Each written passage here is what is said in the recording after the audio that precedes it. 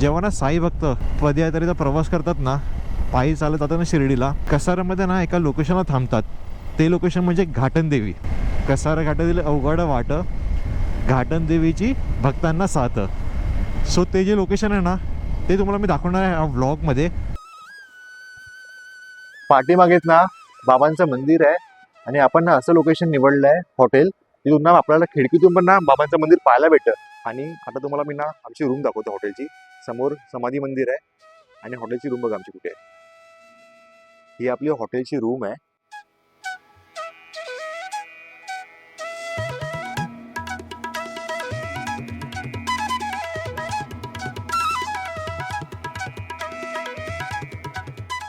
ओम साईराम सर्वांना.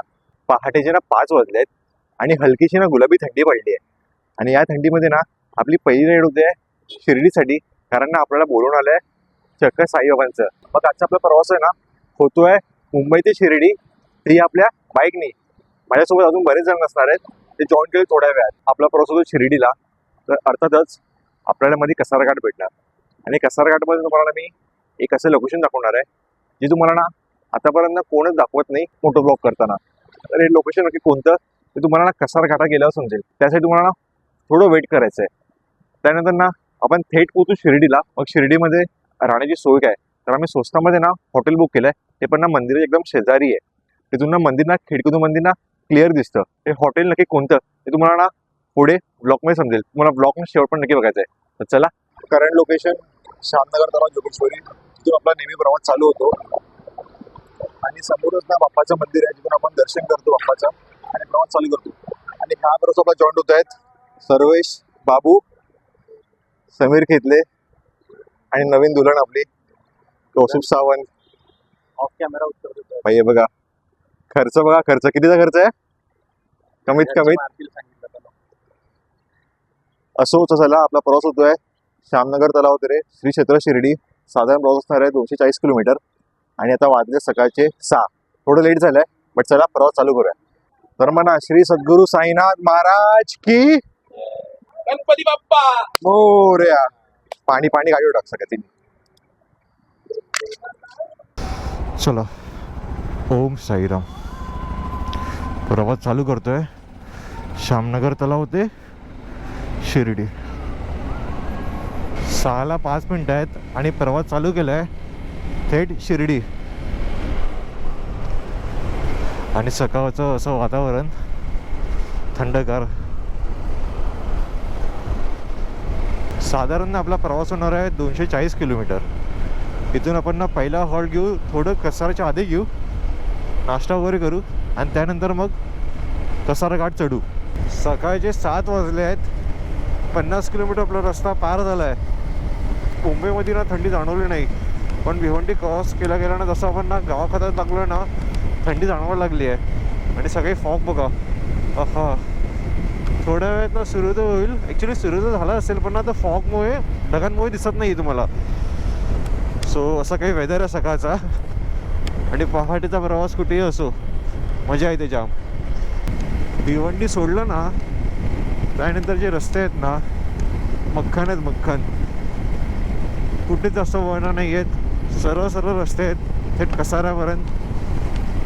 वेगळीच मजा आहे चालवायला गाडी. आणि गाड्या बघा तुम्हाला ह्या रोडला ना तुम्हाला भरपूर सारे डंपर असतील किंवा ट्रक असतील किंवा लॉरी असतील, असे कार्गोवाले बरेच पाहायला भेटतील. कसाऱ्याला तर बाई नादच गोवा. आता ह्या लोकांना ओव्हरटेक करत करत करत आपल्याला मार्ग काढायचा आहे. आणि बाजूनी पास होते आपली इंडियन रेल्वे. तुम्हाला कसाराला एक पॉईंट आहे जिथे ना बाजूला टनल आहे, रस्ता तो बाजूला टनल आहे रेल्वेचा. त्या पॉईंटला तुम्हाला मी ना व्ह्यू दाखवतो. खूप सुंदर लोकेशन आहे. ट्रेननी पण प्रवास करताना तुम्हाला कसार घाट पाहायला भेटतो किंवा रस्ता पाहायला भेटतो मुंबई टू नाशिकवाला. सो तोही तुम्हाला रूट दाखवतो. आणि फायनली सूर्य प्रकट झाला आहे. ॲक्च्युली फॉगमुळे तो लपलेला. इंडियन रेल्वेज आपली लोकल मुंबई टू कसारावाली. तुम्हाला ठाऊक असेल की आपली जी लोकल आहे सेंट्रल रेल्वेची, ती मुंबई टू कसारापर्यंत चालते. जर तुम्ही प्लॅन करतायत किंवा शिर्डीला जायचा किंवा नाशिकला जायचा, त्र्यंबकला जायचा, तर कसारापर्यंत तुम्ही येऊ शकतात बाय लोकल. आणि तिथून तुम्हाला ना बरेच ऑप्शन्स आहेत शिर्डीसाठी किंवा मग त्र्यंबकेश्वर किंवा नाशिकसाठी. तर चला पुढचा प्रवास कंटिन्यू करूया. आणि तुम्हाला माहिती असेल शिर्डीला जाताना ना पदयात्रावळे पण पाहायला भेटतात. ते बघा सर्व साई भक्त चालले आहेत शिर्डीला, सर्व पदयात्रेवाले आहेत. आणि कसार घाटात तर बरेच तुम्हाला पाहायला भेटतील. पुढे पालखी पण आहे बघा, साईबाबांची पालखी बघा. ओहो क्या बात आहे यार. हे बघा अजून एक पालखी पाहायला भेटली साईबाबांची. हे सर्व चालले शिर्डीला. साधारण 7 दिवस पायी चालणार आणि पोचणार 8व्या दिवशी शिर्डीला. आपल्याला पण जायचं आहे, बघूया प्लॅन आहे. ह्या वर्षी तर जमलं रामनवमीला साईनंदा तिथून होऊन जाऊया. फायनली आपला कसारा घाट चालू झाला आहे आणि तुम्हाला तिथे 2 लोकेशन दाखवणार आहे. एक पहिलं आपण आता ब्रेकफास्टसाठी ना हॉटेलला थांबू. ते हॉटेल नक्की कोणतं ते तुम्हाला पुढे दाखवीन, कारण की ना व्ह्यू आहे तिकडचा चुम्मा आहे चुम्मा. आणि त्यानंतर ना अजून 2 लोकेशन आहे ॲक्च्युली. एक टनल आहे रेल्वेचं आणि त्यानंतर जे तुम्हाला इंट्रो मी सांगितलेलं मी कोणच दाखवत नाही व्लॉगमध्ये, ते तुम्हाला लोकेशन मी दाखवणार आहे पुढे. सो ते लोकेशन कोणतं ते तुम्हाला पाहावं लागेल थोडं पुढे जाऊन. चला कसारा घाट एन्जॉय करूया. आणि पदयात्रेवाले बघा कसारा घाटातून प्रवास चालतायत, वेगळा आनंद आहे. गडबड झाली, हॉटेल राहिलं मागे आणि आम्ही पुढे गेलो. ॲक्च्युली मी मागे होतो आणि हे दोघं पुढे होते. आता थांबू कसं आहे लोकांना असं. आता पुढे हॉटेल बघा कोणतं भेटतं का चांगलं. इंटरकॉम नसल्यामुळे ना हा प्रॉब्लेम होतो की ना सांगता येत नाही, कम्युनिकेट करता येत नाही पटकन. मग कॉल लावावा लागतो आणि टाईम ना बराच वेस्ट होतो त्यात. असो पुढे थांबूया. अजून एक पालखी बघा भेटली आपल्याला, पाहायला भेटली. कसारा घाटातील अवघड वाट, घाटन देवीची भक्तांना साथ.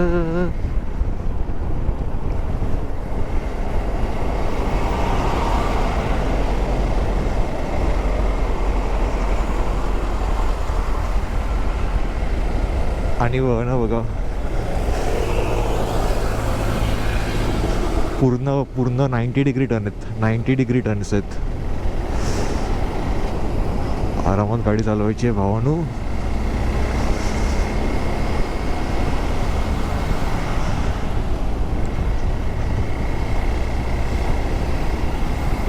घाटात बघा एक गाडी पण बंद पडली आहे. सो असे हाल होतात. आणि कसारा म्हटलं की ना आता 2 येण्याचा वेगळा नसल्यामुळे ना काही वाटत नाही. पण अगोदर ना हा एकच रूट होता जाण्यासाठी पण आणि येण्यासाठी पण. तरी लोकांना वाटतं रस्ता चुकलेत म्हणून परत पाठी येत आहेत.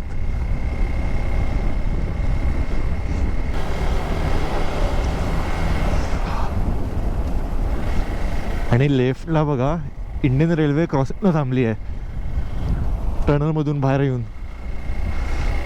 ओहो लेफ्टला इंडियन रेल्वे आहे, समोर लाल परी आहे. क्या बात आहे. घाटाला पुन्हा चांगला एक्सपिरियन्स भेटतोय.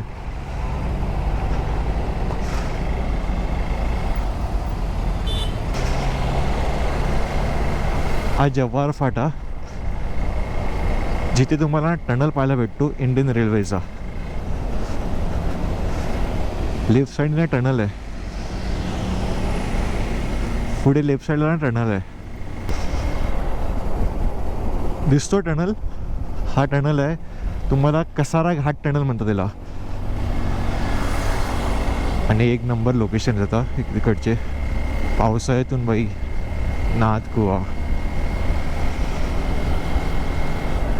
आता हे लोक थांबले नाही आहेत म्हणून, नाही तर तुम्हाला मी अजून एक लोकेशन दाखवलं असता. जेव्हा ना साई भक्त पदयात्रेचा प्रवास करतात ना, पायी चालत जातात ना शिर्डीला, कसारामध्ये ना एका लोकेशनला थांबतात. ते लोकेशन म्हणजे घाटन देवी. तुम्ही ना बराच वेळ ऐकलं असेल ते गाणं पण, गाण्यातले ओवी पण. कसारा घाटातील अवघड वाट, घाटन देवीची भक्तांना साथ. सो ते जे लोकेशन आहे ना ते तुम्हाला मी दाखवणार आहे या व्लॉगमध्ये. खूप कमी लोकांना ते लोकेशन कवर करतात. तर म्हटलं आपण चाललो आहे शिर्डीला, आणि शिर्डीला चाललो आहे म्हटल्यावर मग देवीचा आशीर्वाद घेऊनच पुढे जाऊया. सो ते लोकेशन नक्की कुठे आहे ते तुम्हाला तर थोड्या वेळात सांगतो मी पुढे. फक्त अवघ्या 5 मिनिटावरच आहे. फायनली आपण आता चाललो आहे घाटन देवी. ही समोर दिसत कमान आहे. चला, आपल्या ह्या शिर्डीच्या व्लॉगमध्ये माझं हे लोकेशन होतं, माझं हे टार्गेट होतं की आपल्याला घाटन देवी जायचंच आहे. जाताना 2 मिनटाच्या अंतरावर घाटन देवीचं मंदिर लागतं. फायनली ना पोचलो लोकेशनला, घाटन देवी. तुम्ही ना बऱ्याच वेळा ना गाण्याच्या ओळीने ऐकलं असेल, कसारा घाटातील अवघड वाट, घाटन देवीची भक्तांना साथ, आई माऊलीचा आशीर्वाद घेऊन शिर्डीला जाऊया पायी पायी. सो माझ्या पाठीमागेत ना घाटन देवी आहे. तुम्हाला माहिती असेल, ठाऊक असेल की माहीत नाही, जेव्हा पण ना पालख्या असतात ना, साई लीला किंवा साई नंदादेव असेल किंवा आपली साईसेवक असेल, जेवढ्या पण पालख्या येतात ना त्या पालख्या ते हॉल्ट करतात, देवीचा आशीर्वाद घेतात आणि मग पुढे मार्गस्थ होतात शिर्डीला. तर चला देवीचा आशीर्वाद घेऊया आणि पुढे मग जाऊया शिर्डीला.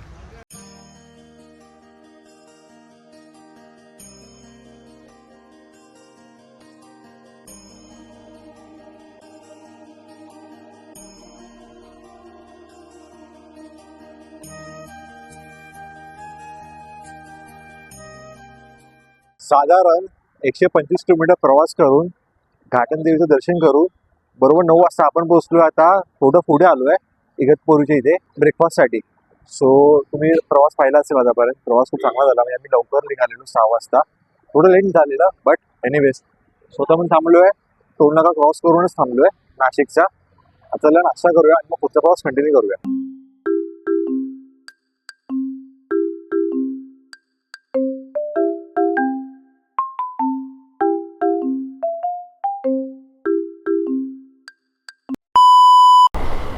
गोप्रोच्या बॅटरीला चार्जिंग कमी आहे, पण मी स्वतःला ना आवरू शकलो नाही, कारण की ना व्ह्यू इतका जबरदस्त आहे ना.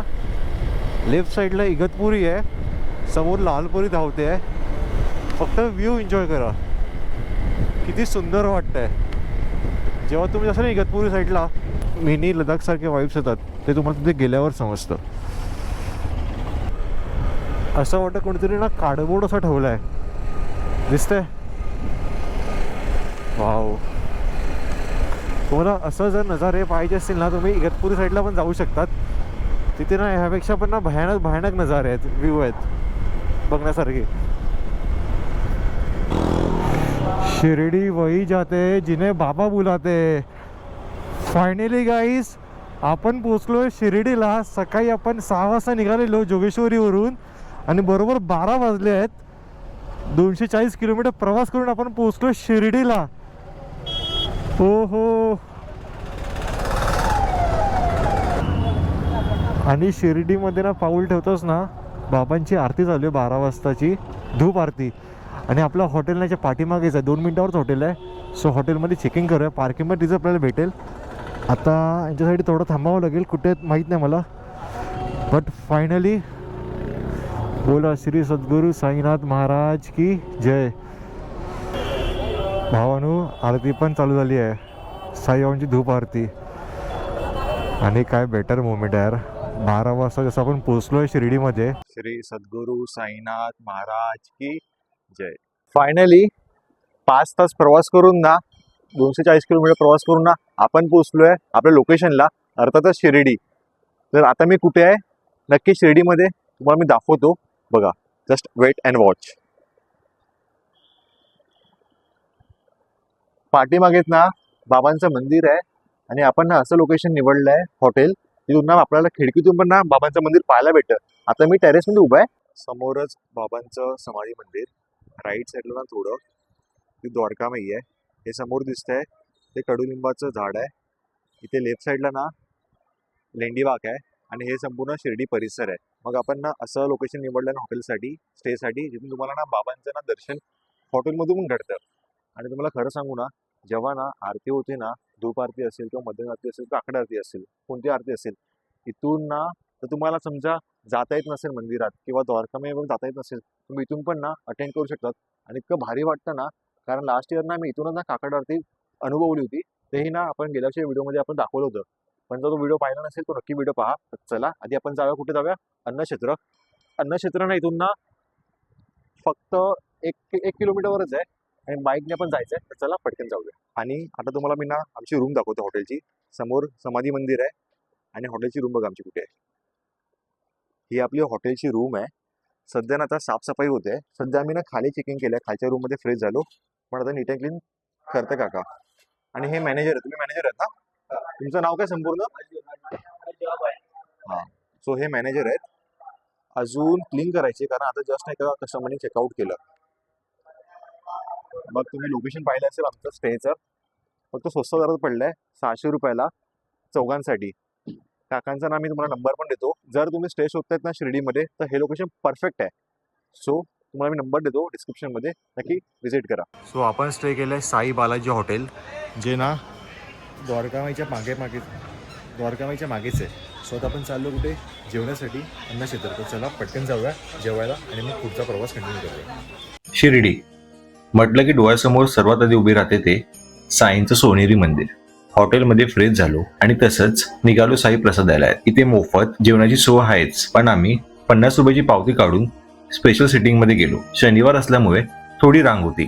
जेवणात खिचडी, 2 भाज्या, चपाती, कांदा, दही आणि गोडात खोबऱ्याची वडी, सगळं अगदी घरगुती चवीचं. पोटभर जेवून हॉटेलवर परत आलो. थोडा आराम केला आणि संध्याकाळची आरती टेरेसवरून अनुभवली.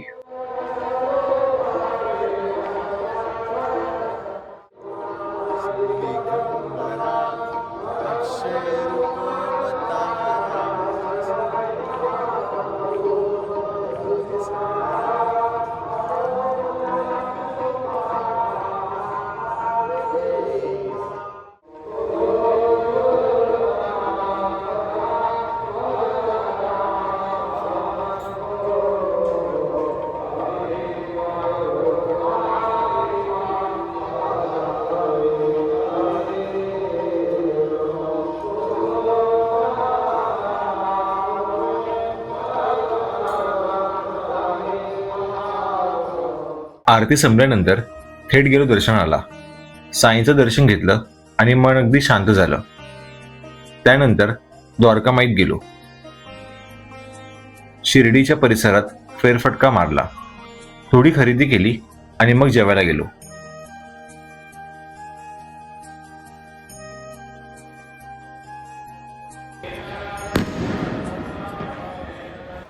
सुप्रभात मंडळींनो, शिर्डीमधून सकाळचे ना बघा किती वाजलेत, 7:45 झालेत. आणि वातावरण बघा, थंडगार वातावरण झालं आहे, भक्तिमय वातावरण झालं आहे. आणि आज रविवार असल्यामुळे ना भक्तांची चाहूल वाढू लागली आहे. सो असं काही शिर्डी आहे. समोर समाधी मंदिर आहे, बाजूला द्वारकामाई आहे, त्या साईडला लेंडीबाग आहे. आणि तुम्हाला माहिती असेल, ठाऊक असेल की हा तो पॉईंट आहे जिथून ना साई भक्त बाबांच्या समाधी मंदिरासोबत फोटो काढतात. हो, फायनली बाबांचे दर्शन झाले भक्तिमय वातावरणात. आज आहे संडे आणि आज आपला प्रवास होतोय इथून भंडारदरा. पण त्याआधी ना हा व्लॉग एंड करूया. तर काल आपण प्रवास केला मुंबई टू शिर्डी आणि ना भक्तिमय वातावरणात आपण समाधी मंदिरचं दर्शन घेतलं, त्यानंतर द्वारकामध्ये दर्शन घेतलं. जास्त काही शूट करता भेटलं नाही कारण की ना गर्दी खूप होती, धावपळ झाली. सो आय होप मला हा प्रवास आवडला असेल. आपण प्रवास स्टार्ट केलेला सकाळी 6 वाजता, सकाळी 5:45 वाजता आणि पोहोचलेलो शिर्डीला 12 वाजता. टोटल ना 250 किलोमीटर प्रवास झालेला. त्यानंतर ना फ्रेश झालो आणि बाबांचं दर्शन घेतलं, द्वारकामध्ये दर्शन घेतलं आणि मग निवांत झोपलो आणि सकाळी पुन्हा नवीन प्रवासाला. सो आय होप तुम्हाला ही व्हिडिओ आवडली असेल. हां, तर आय होप मला हा प्रवास आवडला असेल माझा. भक्तिमय वातावरण दर्शन घेतलं तर प्रवास कसा वाटला मला कमेंट करून नक्की सांगा. कमेंटमध्ये मेन्शन करा ओम साईराम. आपण भेटू एका नवीन व्हिडिओमध्ये. तोपर्यंत tata bye bye, take care. तर बोला ओम साईराम.